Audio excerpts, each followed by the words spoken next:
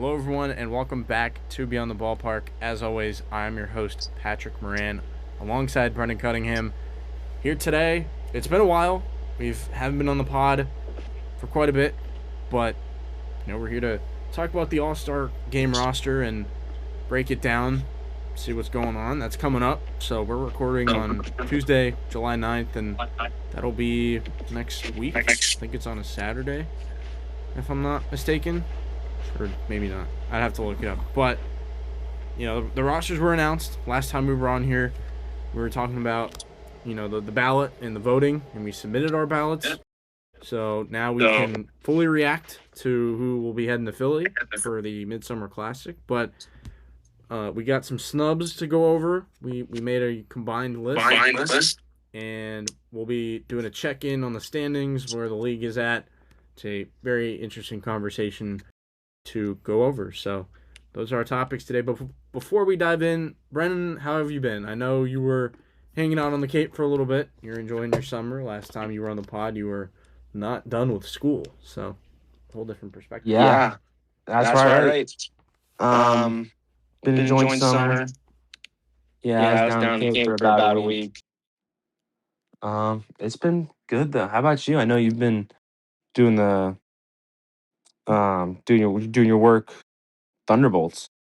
Yep, we've been locked in. We're in month 2 now. We're at post All-Star break for us. Conveniently. Wow. I was just at the Ripken League All-Star game. So that was pretty cool. Very convenient timing given the episode how we're talking about MLB All-Stars, and I was just at an All-Star game myself. So that was a cool experience. And now let's segue into the professional ranks rather than college. So we'll go over the All-Star snubs. We have a list of 5 here that we did, and we made a conscious effort to say who would be replaced on the roster when we're saying the snubs. I mean, that's my rule of thumb, is that if you're going to make a case that a guy should have made it, you should have someone that didn't deserve to be there. So we'll be going over our list of 5. First 2 up, we had Colson Montgomery of the White Sox was a snub. He's been really good at shortstop, kind of the 3 true outcome type, big body shortstop. Of course, everyone's going to get compared to Corey Seager if they're a big shortstop coming out of high school, and Colson Montgomery's really coming into his own with the White Sox. We think he should have replaced Travis Bazzana, and I know the positioning's a little bit weird, but the numbers would suggest that Colson just has been a better player, and he's been more valuable given that he's been at shortstop the entire season compared to Bazzana, who came up, he was hot, he's cooled off a little bit since the debut, and it's cool that Bazzana made it. I'm happy. I voted for him. I remember in the first stage of voting, but Colson was clearly deserving to be there, and I think you could just slide McGonigal over to second and make it work that way. Yeah, that one makes a lot of sense too. It's just, I think in the moment when we were voting for it was definitely during that hot part for the year for Travis Bazzana, and maybe that's what happened during the voting too. So that's why he kind of got a lot of votes. But he's definitely cooled off, and of course Montgomery's been phenomenal this year for the White Sox. Next one I'll go to the National League. I'll talk about Zach Wheeler. I know there's been a lot of talk about this one lately. So we have him replacing Riley O'Brien, who was a replacement for Paul Skeens. So Paul Skeens, who's not going to play in the All-Star game because his next start is on Sunday and the All-Star game is on Tuesday. So it's too close together for him to play. So he's getting replaced by Riley O'Brien. And if you just look at the numbers and who's been better this year, it's clearly Wheeler. And I know it's kind of weird that it's a starter replacing a reliever, but it's Riley O'Brien who's replacing a starter in Paul Skeens. So that didn't make any sense to start with. I feel like you should replace starters with starters and relievers with relievers. That just makes sense. So I think Zach Wheeler, should have been there. I think he just had like a great outing recently. He's struck out like 14. He's kind of proving his point. Didn't really make a lot of sense why they'd rather Brian. I think his ERA is in like the threes. He's been fine. I just don't think it's an all-star level. For sure. If you look at the numbers, Zach Wheeler has made 14 starts. He did come back from, I believe, the thoracic outlet syndrome surgery that he had last season, and he's made his return really well. He's 9-1, 2.28 ERA in 14 starts, 87 innings pitched, 98 strikeouts, a whip under one. He's just been fantastic, and Riley O'Brien is a reliever with an ERA at 3.62. I mean, that's not too spectacular overall. I feel like if you're a reliever, there are just more starters on the roster than relievers. So, that given that, like, you got to be dominant as a reliever, in my opinion. And Riley O'Brien, while he was really good to start this season, he hasn't been the same. And while he's been a reliable closer, he's got 20-plus saves. I think making the switch, as you said, starter for starter, makes a lot of sense. And I know I didn't talk about the numbers for Colson Montgomery. I'll head on those real quick. Montgomery's got a 782 OPS, 115 OPS plus, slashing 218, 302, 480. I know it's not super glamorous, but he's kind of a three true outcome guy. He's got 23 homers and 53 driven in for a very exciting White Sox team that we'll talk about. 42 runs scored, 71 hits and 325 at bats. He's already a 2-win player. And you look at a Travis Bazzana, who number 1 overall pick coming up, is exciting, but he nearly hasn't been as good. And he's only got a 109 OPS plus, according to Baseball Reference, a 246, 338, 404 slash line, giving him a 742 OPS, only 7 homers. I know that sample size is a little bit limited, but Bazzana, it's a great story. Just Colson Montgomery should be there, and you can easily make the switch with Kevin McGonigal. McGonigal can go play second, and Montgomery can take the reps at short. So those are 2 so far. You want to take us into the third? Yeah, I'll stay in the National League. I'll go to second base. It's a little interesting. I think, Bryce Turang should have made it. And I actually think it's over the starter, Ozzy Albies. I think that's also been a big story. Bryce Turang's got like the highest WAR among second basemen, and he didn't make the All-Star game, which is kind of ridiculous. And if you just look at the numbers, I mean, obviously he's got him in WAR. He's at 3.5. Ozzy Albies at 1.8. I mean, Ozzy Albies played more games. And he only stats he really has him in is home runs by 2 and batting average by point zero. It's at 7, so 0.007. So it's not a lot. OPS, Bryce Turang's at 815. Ozzy Albies at 767. So a pretty big gap there. I just overall think he's just been a lot better. It's interesting. I also think, would you think he would start? I know we're having some conversations with Luis Arias, but I think Bryce Turang maybe should have been the starter too, and that would be fair to him. Because I know Luis Arias is like the other second baseman on the roster, and he's been pretty good this year too. But you could make the argument that even Bryce Turang should have started, which means he's like the best second baseman in the National League. I think it's a great point. I mean, like you said, we're talking about Luis Arias not deserving to be there, but when we looked at the numbers, Ozzy Albies has not nearly been as good as Bryce Turang. Ozzy Albies only has a 767 OPS, and Bryce Turang is a 122, or he has a 122 OPS plus an 815 OPS. I mean, Bryce Turang just clears in every single stat, and the Braves fans kind of did stuff the ballot box a little bit.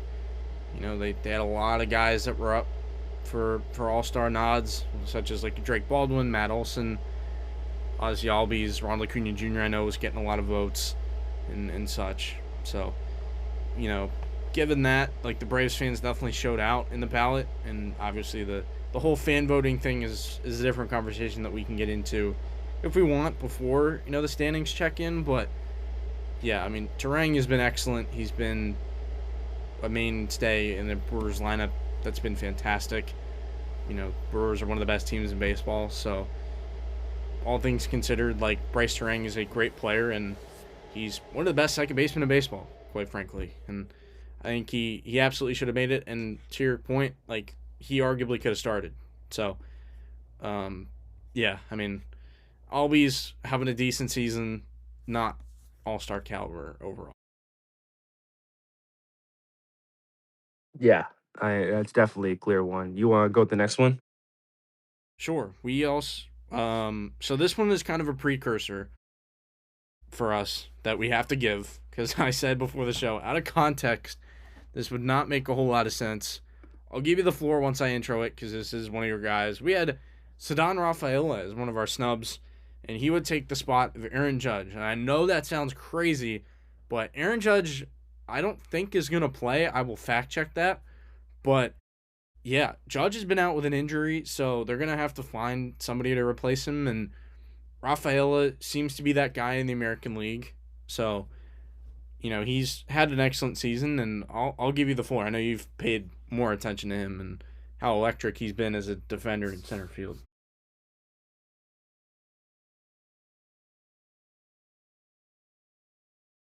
Yeah, it's kind of confusing because you're wondering why. Obviously, Ceddanne's not a better player than Aaron Judge. Um, but if we looked at around the candidates, because we thought this would be an issue. I mean, I thought they were done with the replacements, but you reminded me that Aaron Judge hasn't played, so yeah, he needs a replacement. And we looked at some guys. We looked at funny enough, another Red Sox, William Abreu. Um, I forget who else we looked at, but it was a few other names.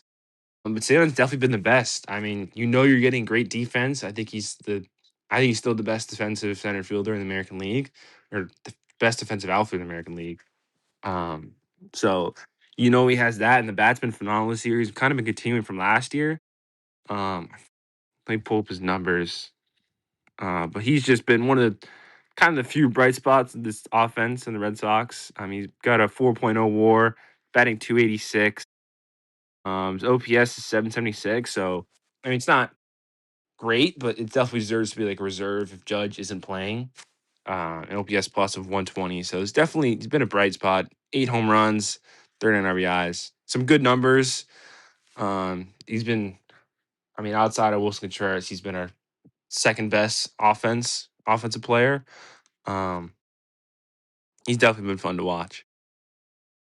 So looking at the Aaron Judge timeline, he was placed on the injured list on June 5th, and according to MLB.com, the timeline is really vague, and they're not quite sure when he's going to come back. So Aaron Judge is ticketed to be replaced on this roster just because he's hurt and he's in the starting lineup. So yeah, like Ceddanne, if he deserves to start, that's up for debate.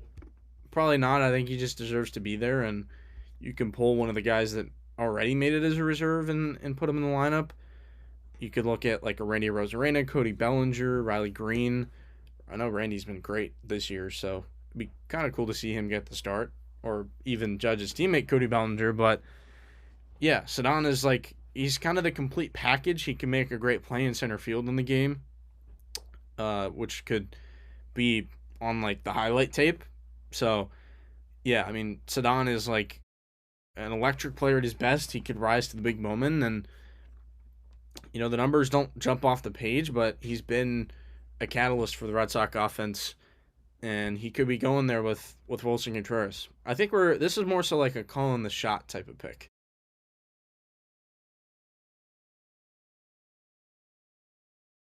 Yeah, because if you look at it, I mean, someone's going to have to replace Judge. So, I mean, I think we did a pretty good look, and I think Ceddanne's probably the number one candidate,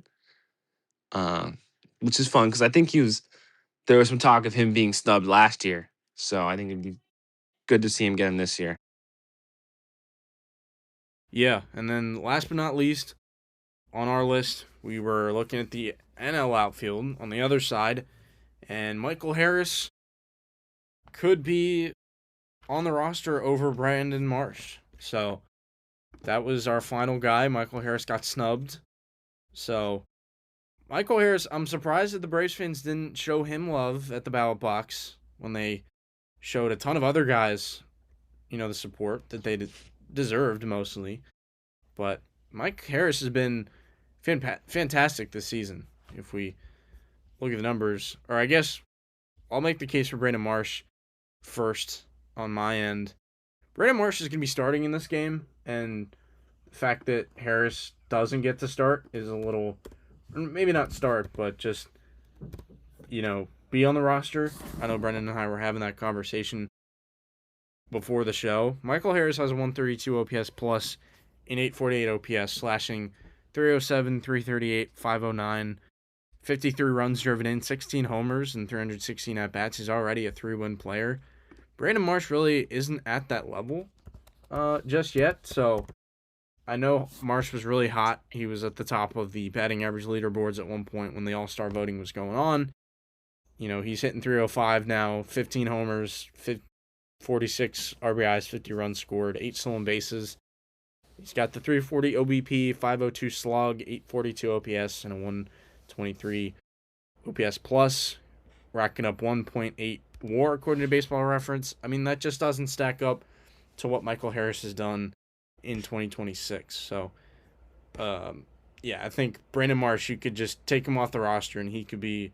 He's a very good player. Don't get me wrong. The guys that we had, taken off, they're still great. It's just some other, players deserved it over them. And the conversation was you take Marsh off the roster, and then Harris makes it as a reserve, and then Brennan and I were kind of having a debate whether to start PCA or James Wood if we want to pull back the curtain for the people. Yeah, little bit of a controversy there. I mean, both agree that Michael Harris should have been over Brandon Marsh, but then who should have been the starter? Because we don't think Michael Harris deserves to be starter. Uh, I think it was PCA. Um, I mean, I think lately, I mean, he's been playing like one of the best players in MLB. Hit for the cycle a few weeks ago, which was great. Obviously, other things, offensive numbers have just been off the books and we kind of had a slow start. So that's kind of the reason he's a reserve right now. But he's been phenomenal. Oh, obviously, the defense is going to be great. He's the best outfielder defensively on in MLB, I think. So that's another thing that gets overlooked. I mean, that adds so much to his value. And then combined with that bat, which has been red hot lately, I think he definitely deserves to be a starter because I think he's, one of the best outfielders in MLB right now. Yeah, I don't disagree with anything that you're saying about PCA. PCA's been unbelievable, and especially after a slow start, he's really picked it up. He's at a 158 OPS plus, 296 average, 21 home runs, you know, 386 on base, 542 slug. I mean, he's unbelievable. He's an electrifying talent. I just think James Wood has been a little bit better when you consider everything. Like, James Wood has more home runs. His OPS plus is higher. The OPS is higher. The on base percentage is higher. And, the average isn't as good, but James Wood, man, he basically is the engine that goes in the Nationals offense. That has been spectacular. That is the number one scoring offense in Major League Baseball. And James Wood has 85 runs scored in the first half. I mean, I know Washington's a bit of a smaller market. They don't get as much, shine and attention, but I want to make it known that James Wood is an absolute stud. He has put up 3.7 WAR, which doesn't quite compare to PCA's 5.6, but James Wood's playing in a corner. He's not playing in center field every day, so you're not getting his value from the glove, but James Wood is still a prolific hitter, one of the best in the game, and really the cornerstone of the Nationals lineup. Him and CJ Abrams, who's starting. I think both of them should be on the lineup card, for the National League.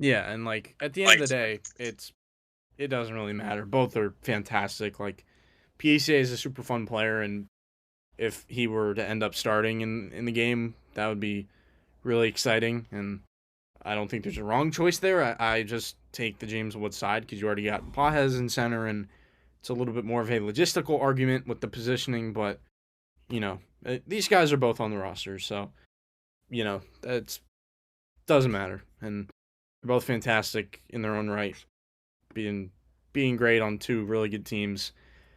And before we wrap up the All Star conversation, we could just hit on our team's All Stars. I know the Red Sox, they had three. They had Ranger Suarez, Aroldis Chapman, and Wilson Contreras, who's going to take the spot of Vladimir Guerrero Jr., who opted to not play in this game. He's not taking the nod.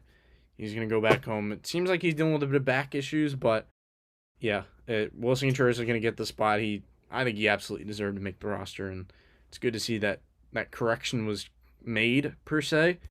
But that's all the All Stars on the Red Sox side. Adley Rutschman's the only Oriole All Star because the O's haven't really been that good, and Adley's great, and he fits really well into the catching conversation, rounding out that room really nicely on the American League side. So, yeah, I mean, how do you feel about the All Stars? I know we were talking about, I know we just talked about Ceddanne Rafaela, but we were also talking about Sonny Gray potentially being there off the air. So, yeah, I mean, the Red Sox, despite the struggles, they're racking up the talent. They're sending quite a few guys to Philly.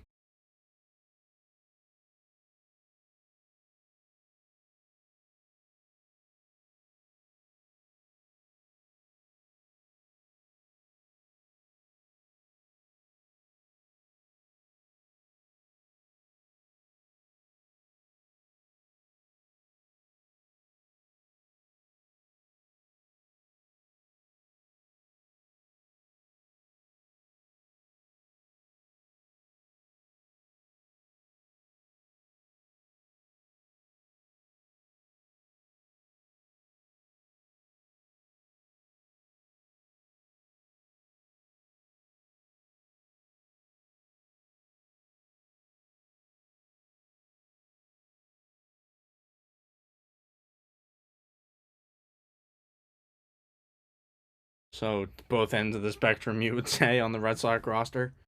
Yeah, that's kind of the problem here.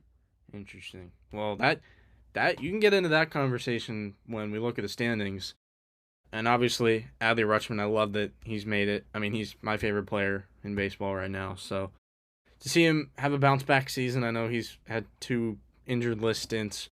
However, just for him to not miss a beat on, those IL trips and come back strong hasn't, the dip in production is not there. Yeah, it's really cool that Adley Rutschman's made it after two, or 1.5 seasons, I think, where he hasn't, performed as well. He's kind of back to being Adley, which is really nice. And he's the only O's All Star. I thought maybe some of the relievers can made it, maybe like Yanni or Cano or Rico Garcia, but obviously the pitching is a little bit more finicky on the All Star side, considering that the fans don't vote on it. Or I shouldn't say finicky. It actually makes more sense because fan voting is whole. Fan voting's interesting, which I can get into real quick. But yeah, I mean, like Cano and Garcia, like they could have been decent, but I understand why they didn't make it. So yeah, that's pretty much it. And like, did you before we move on? Did you see the All Star ballot, like second round ballot, and who like moved on?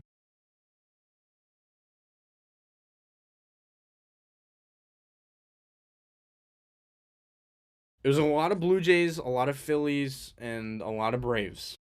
Those were the three like teams fan bases that definitely put in a lot of votes, and like it was kind of brutal in some of them. Like Andres Jimenez was making it to round two at shortstop. Alejandro Kirk, who hadn't even had 100 plate appearances this year, not even 50. It's just crazy stuff. Bryson Stott made it at second. Like it was tough. So Yeah, I mean the fan voting. What do you think your take is on it? Do you want that to go away, or do you like having access to it? Or maybe do you need to find a happy medium per se between the middle ground? Uh, I definitely think it needs to be a happy medium. Because you do get a lot of bigger market teams getting more all.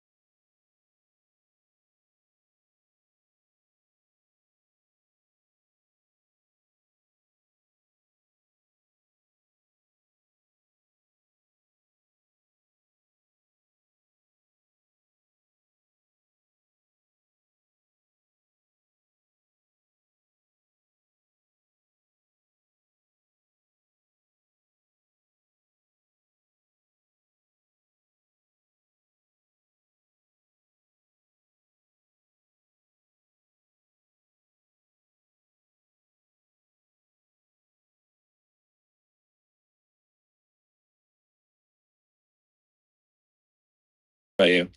Potentially, like I thought about maybe making like benchmarks. Like if a player doesn't meet the benchmark in a certain stat, he shouldn't like be on the All Star ballot. Because the All Star ballot's pretty open ended. Like they put the team's everyday starter at second base, and what I was talking about, but they put the team's everyday starter on the ballot at every position, and you could even write in your own player if you would rather vote for somebody else. But yeah, it just feels like maybe they have to set a standard with the statistics, and if a player doesn't meet it, then they just shouldn't be voted for. They shouldn't be on the ballot. So yeah, like Andres Jimenez with a sub 700 OPS should not be qualified to be an All Star, or Bryson Stott. And like I know those guys ended up making it, thank goodness, respectfully. Like those two are not All Stars at this point. So, or even Alejandro Kirk. Like Alejandro Kirk just didn't play enough, and Shea Langoliers had been so much better, and Dylan Dingler has been one of the best catchers in baseball, and Adley Rutschman even has had a bounce back season, returning to the top 5 catcher conversation. Like it's just the fan voting can definitely get frustrating. You consider the fact that Toronto has it's basically a whole country behind the Blue Jays that's just gonna want to vote for them. And you look at teams like Milwaukee or Chicago, the White Sox, who their guys aren't getting as much love overall. The Nationals, like James Wood not starting, if you're gonna make that argument, like me, or even the O's, like you mentioned. The Pirates, I know they had more candidates. Now that I think about the Pirates, I think Brian Reynolds should have been an All-Star. He didn't make it, if I'm not mistaken. If I'm looking at the numbers, yeah, Brian Reynolds has an 865 OPS in the first half, and he's not an All-Star. So there's just some frustration, built into that, and how that all goes. I didn't even consider Brian Reynolds. I completely forgot about him. But Duffy is a stacked off outfield. Yeah, that's also part of the problem. Like, who can he actually replace? So, I mean, maybe he honestly makes it over Michael Harris. Is that crazy? That could have been an argument. Yeah. There's an argument. I mean, I wish Brian Reynolds could just be on the roster somehow. But obviously. Andy Pages? Andy Pages, maybe. Like, we thought about Andy Pages taking him off. Andy Pages has been really good overall, but the OPS doesn't stand out. But we did make the argument about Ceddanne and how it's the all-around game. And if we're going to say that about Ceddanne, you kind of have to appreciate Pages a little bit. But Reynolds has been mashing, dude. That's... wow. But hey, the Pirates are still on the way up. I think that's important. Yeah, it's been fun to see. So that will take us. We'll check in on the Pirates in our standings conversation, second half of the show. It's been quite a ride in the regular season, to say the least. I think the biggest elephant in the room we need to start with is that the American League is a lot worse than the National League, which is crazy. I mean, there are 2 teams that have 50 wins in the American League, and there are 3 teams in the National League East that have 50 wins. So that puts a lot of perspective on things. Brendan, how do you think you would just view the talent gap between the 2 leagues? Yeah,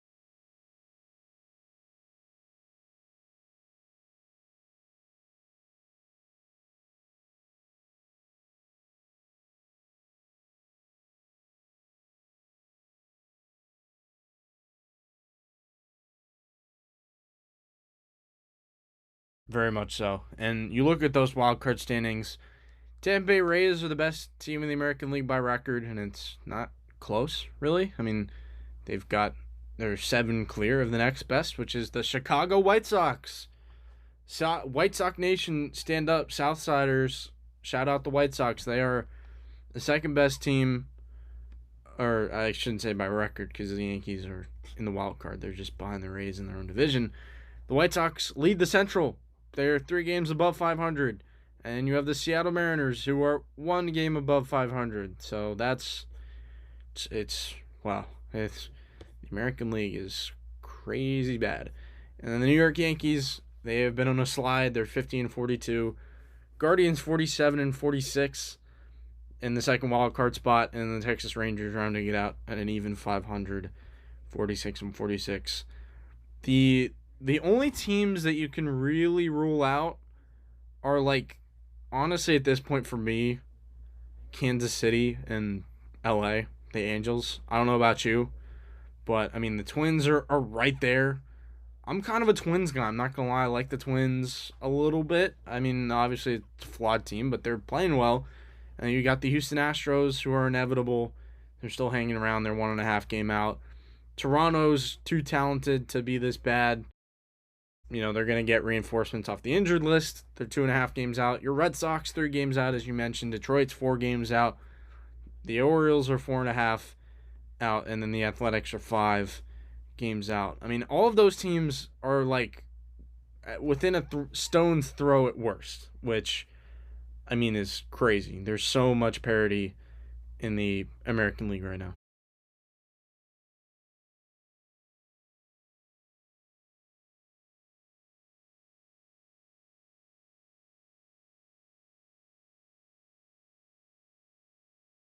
So, I mean, there's so much that you could say, and like who's gonna buy, who's gonna sell. It's hard to parse it out when it's all said and done. There are only like 2 legit teams in the American League, and now we'll head to the National League side. You know, you got the Dodgers, best team in baseball, arguably. They're 61-33. That is easily the best record. They're the first team to 60 wins. Next best is the Brewers, right on their heels, 58-34. The Brewers are 2 wins away from that 60 mark. The Atlanta Braves, 53-38. They're still holding strong at their record, although they've been on a bit of a slide. And then you have the Cubs in the wild card picture, 52-40. Phillies have done really well since they've fired Rob Thompson. Maybe they just need to fire their manager, and then the team kicks it into gear. And then you have the Miami Marlins, 51-42. They are also in the wild card picture, and then you got a ton of just teams above 500, that have a shot that are still in the mix. So you got Cardinals 48 and 43. They've had a nice season, exceeding expectations. The Washington Nationals are 48 and 46, the highest scoring offense in baseball. There is no other offense that has scored 500 runs, now that I look at it, in Major League Baseball. And then you have the Pirates, 47 and 46. They could still hang around. They've got a lot of potential. And then the Padres, even 500, 46 and 46. Definitely more talent in the National League. Brendan, I'll toss it over to you. Like, who sticks out to you on both sides, team-wise, in terms of who could make serious noise? Um, Um, I would say the Phillies. Or you say National League? Either one. You could take either one, American or National. I think Toronto's I think definitely Toronto's mentioned definitely that. mentioned that. They're a They're a sleeping sleeping giant. giant. We just saw in the World Series last year, they're the best team in the American League. Like you said, just a lot of talent on this team. They're too good to be, not performing as well as they can. I think kind of once their bats wake up, kind of like the Vladdy and some other guys, George Springer can get back to what he was last year. And this team they could be a problem in the American League. And then for like the National League, I'd say the Phillies. I mean, I don't know if that's really a hot take because they've been playing very good lately. Um, but the Washington Nationals, you mentioned that offense, 500 runs, only team with it right now. So that's a big problem. They can get going. The defense and the pitching can get together, and this team could be good. I mean, obviously they're in a tough division with the three teams ahead of them in 500, so it's going to be tough for them. But that offense is as good as any. For sure. The problem for the Nationals is that they just blow so many games, that they fail to close it out, and they don't have a true closer. They're kind of just seeing who can pop and whatnot in that bullpen, but the offense is really fun. I'm not going to lie, I'm still riding the Pittsburgh Pirates on the National League side. Like, I stamped them as my team. I know they've kind of fizzled a little bit since we checked in on the standings early in the season, making some hot takes, and I was drinking the Pirates Kool-Aid. I'm still there. I think I am still there. Ryan O'Hearn just went off the other night, 3 homers, 10 RBIs in Pittsburgh, so he did it in front of the home crowd, the Bucko faithful. Like, Pirates, man, they have so much upside, in my opinion, just with the rotation. And you have, Paul Skeen, Jova Braxton Ashcraft, who just made the All-Star team. You have a Mitch Keller. You have a Bubba Chandler, who is a former top prospect on the pitching side.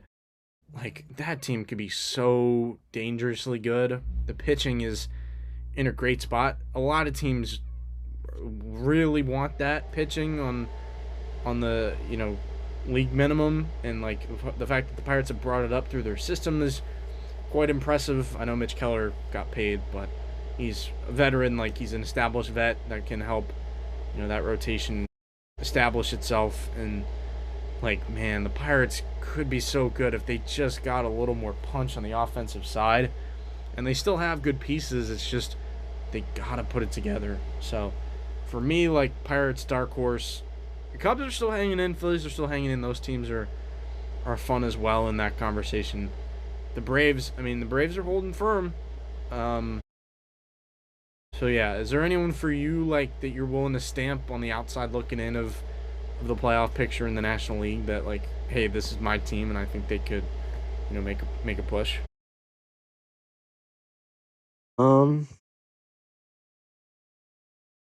I think I'd stay in the NL Central. I'd say the Cardinals.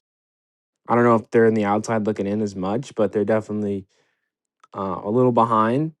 And I think this is a good, fun, young team the Cardinals have.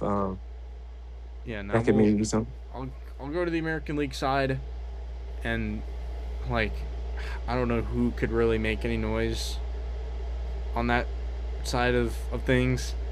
It's tough to tell. Like, I don't know. It's just there's not a whole lot of good going on They're kind of just the teams at the top. The Rays, the Yankees, I think, are the only two legitimate teams to be coming out of the American League at this point. I mean, maybe Cleveland can hang in, but they're hanging on by a thread. And the White Sox, like, they have a positive run differential, but, like, such a young squad, and it's tough. Are they going to fizzle out? They're fun, and they're scrappy, but, like, is it really sustainable when it's all said and done? For me, like, the Red Sox are a sleeping giant. I think Boston can make a lot of noise, given where they're at. Like, I know it's tough to buy in. A lot of optics going on in Boston. You know, Craig Breslow's certainly been a polarizing figure to many, but the Red Sox sitting at 42 and 48.